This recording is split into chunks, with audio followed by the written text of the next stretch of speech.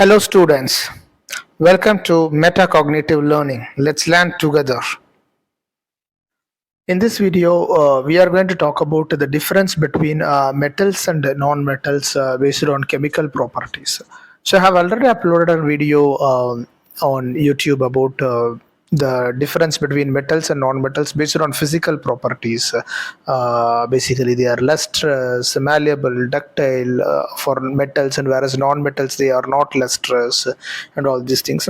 So here we are going to study the difference between metals and non-metals based on chemical properties.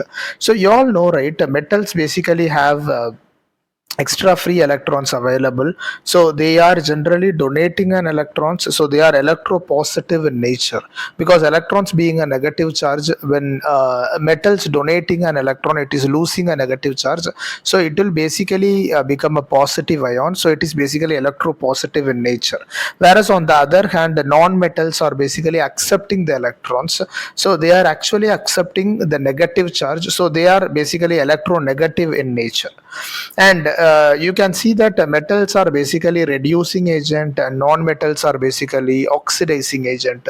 So you can see most of the reduction reaction, especially in organic chemistry or anywhere you study about reduction reaction, you can see that metals are being act as a catalyst in these kinds of reactions, because metals are basically a reducing agent, whereas non-metals are basically oxidizing agent, so they will be used in oxidation reactions. And metal, when they react with oxides, right, it will form metal oxides. And again, non-metal react with oxides, it will form non-metal oxides.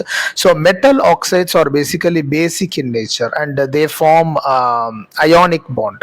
The bond between the metal and oxygen is mostly an ionic bond, because metals are going to donate the electron and oxygen is going to accept the electron. So here there is a transfer of electrons happening, and the bond formed in this case is going to be ionic bond. Whereas if you look at the non-metal, they form either acidic or neutral oxides, and it forms a covalent bond, because in this case both of them are basically an acceptor, so they cannot one cannot donate an electron, so basically they are going into the mode of sharing of electrons, and the sharing of electrons will yield to covalent bond. And metal plus water, that gives metal oxides or metal hydroxide, and metal plus acid gives salt plus hydrogen, and metal plus solutions of metal, that will also again form a displacement reaction, salt plus hydrogen. So this metal plus solutions of metal, if you look, right, so again it will follow the reactivity series. So the metal, if the metal is basically highly reactive metal, then only this particular reaction will carry over. Okay, if the metal is a low reactive metal, then this metal cannot perform displacement on the other compound, hence the displacement reaction will not happen.